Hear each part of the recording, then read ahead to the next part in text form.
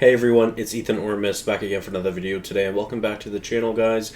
We're here again for yet another video. Going to be talking about every movie and TV show I watched last week, and let's start it off. Let's get right into it, starting it off with the one and only show that I watched last week, which was Tales of the Empire, which, I'm not going to lie to you guys, I didn't even know this show came out last year.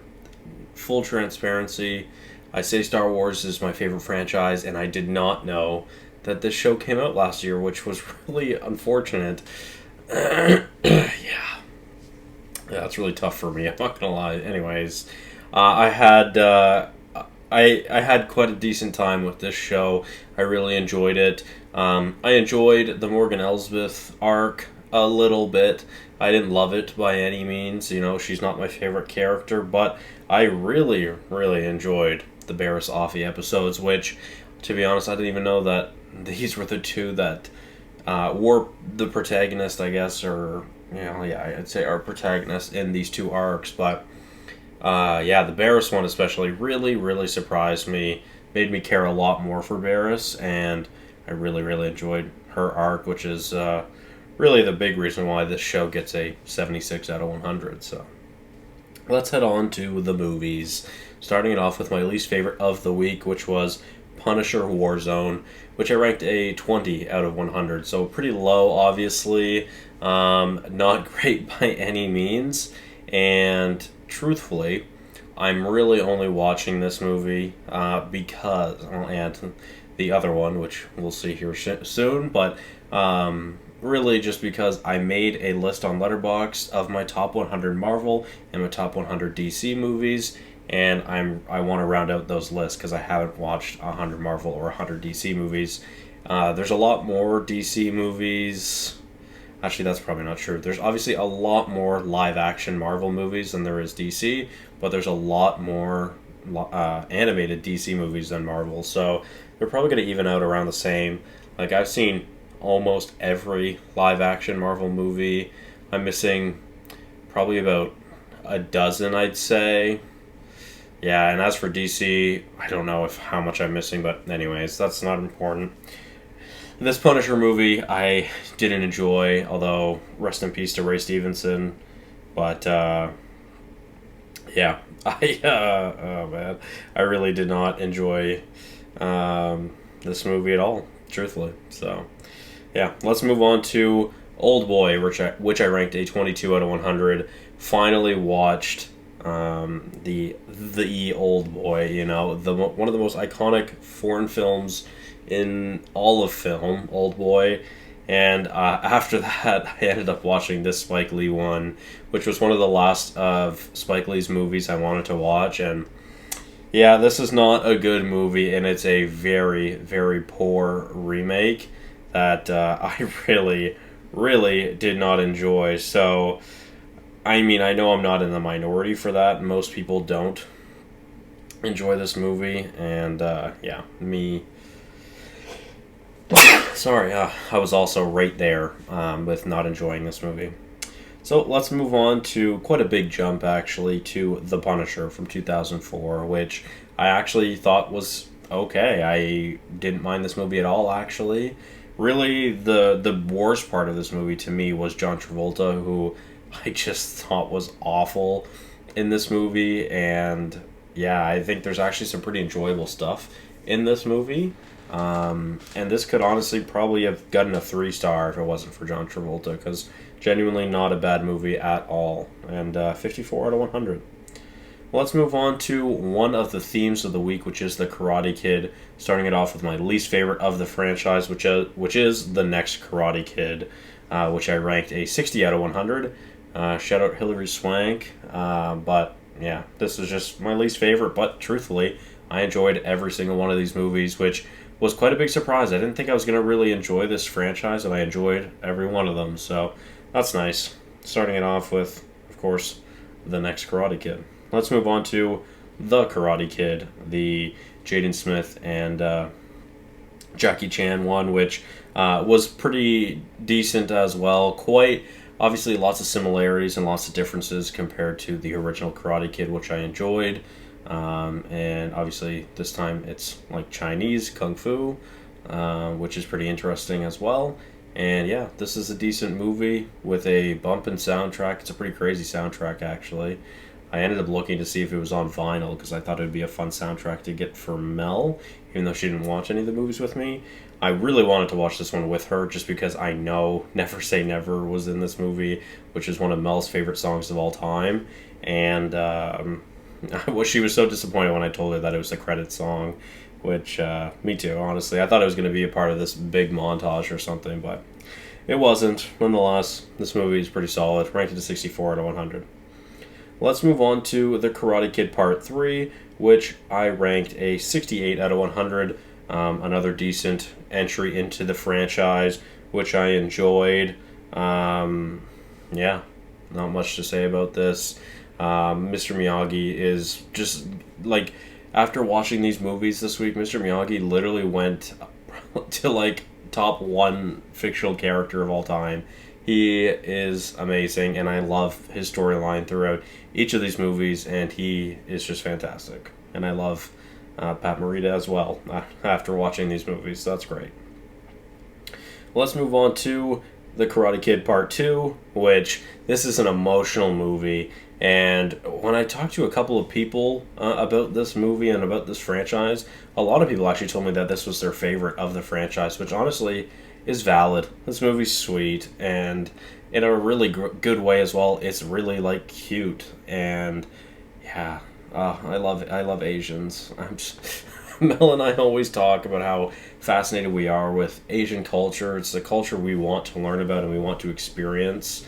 And like our dream honeymoon, even though we're not engaged yet, is to go to Japan and really just travel through all of Asia, to be fair. But yeah, we just love Asian culture, and this movie, especially this franchise, is really all about Asian culture, which I think is probably a big reason as to why I was so invested and interested in these movies. So, I ranked it a 74 out of 100, and I enjoyed this movie.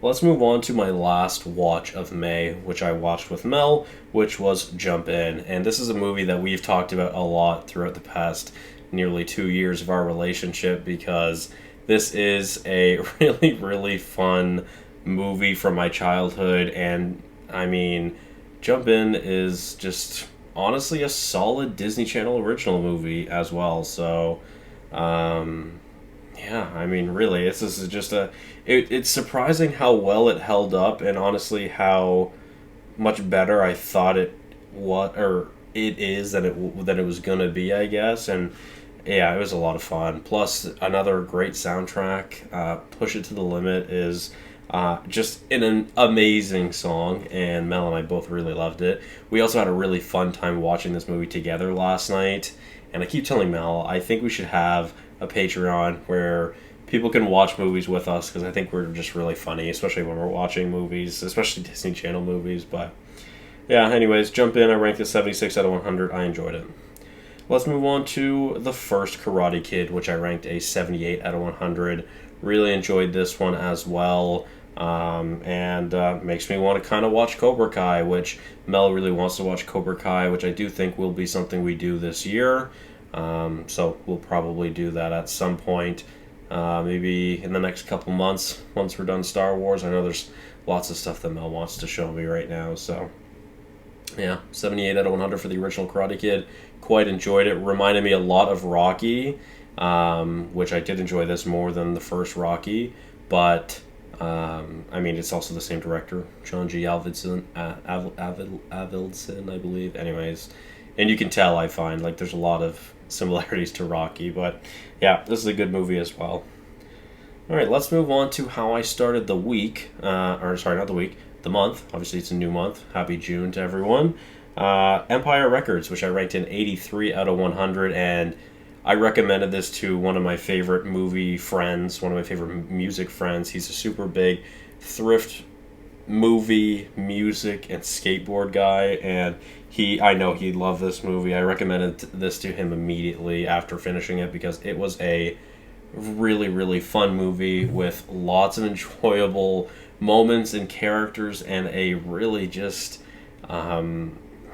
I don't even know what to say. Just an energetic, fun movie. If you have not watched Empire Records, please do. This is a great movie, and I really, really enjoyed it. 83 out of 100. Let's move on to Karate Kid Legends, which it might be a hot take, but it is my favorite of the Karate Kids franchise.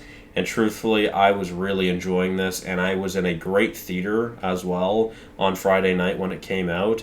A lot of people were laughing at this movie, and it was quite funny, actually. Although I do think each one of these movies has a nice charm and humor to it that I think it's super family friendly. Obviously, it's a very family franchise, but yeah, this is a really fun movie that honestly I would not mind rewatching again, and it's a lot of fun. Like I said, a great soundtrack as well, I think. And really, my biggest complaint about this movie is that I wish it was longer because it's literally an hour and a half, like on the dot. This could have gone for at least an extra 15 minutes, in my opinion, because I liked all the characters we had. I would have honestly liked to have had more time with these characters.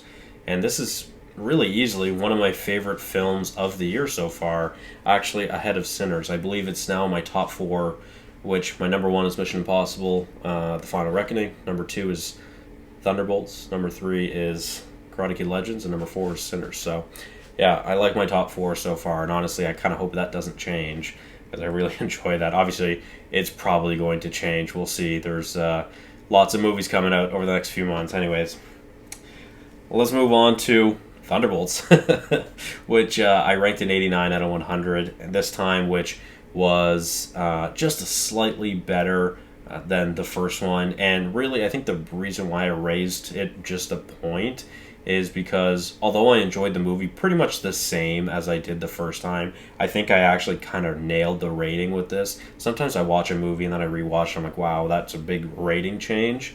But this one, I feel like I really nailed it. But I gave it a point boost to the 89 because really, this movie made me sob this time. I teared up and I was crying the first time I watched this movie when everyone is helping Bob fight and overcome his loneliness and just everyone being there for Bob. And this time, that scene just was absolutely amplified. I don't know what it was. I don't know if it's because I was with Mel and my mom. Like, I don't know what it was, but I was sobbing to that scene this time, and it really it hit deep this time.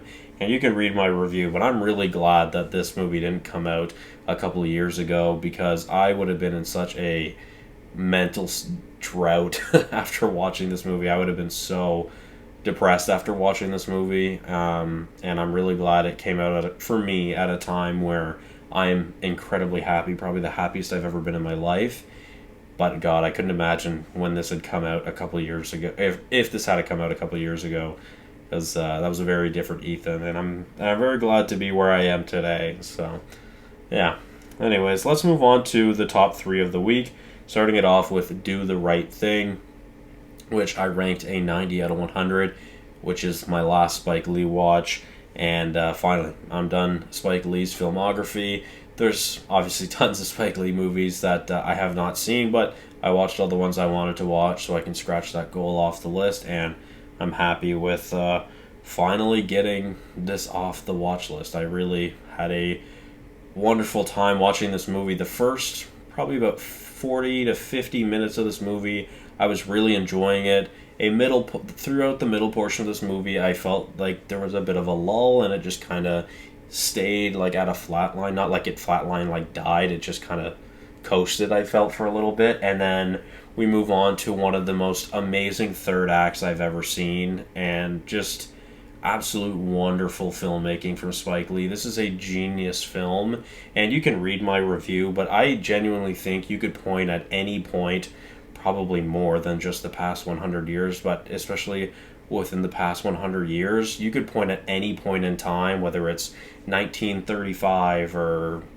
1985 or 2025, you could put this movie in any generation and any era, and it can be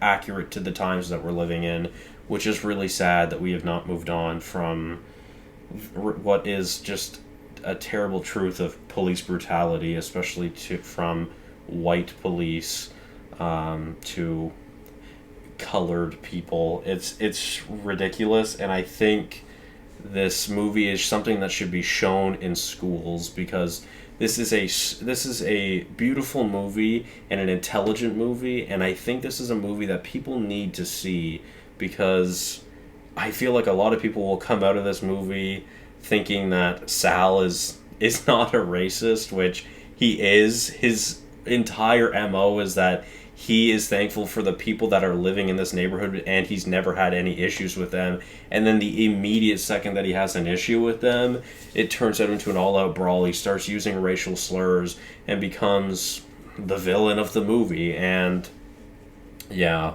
this movie is really, really special. And this is something that everyone should watch, in my opinion. So please, do yourself a favor and watch Do the Right Thing.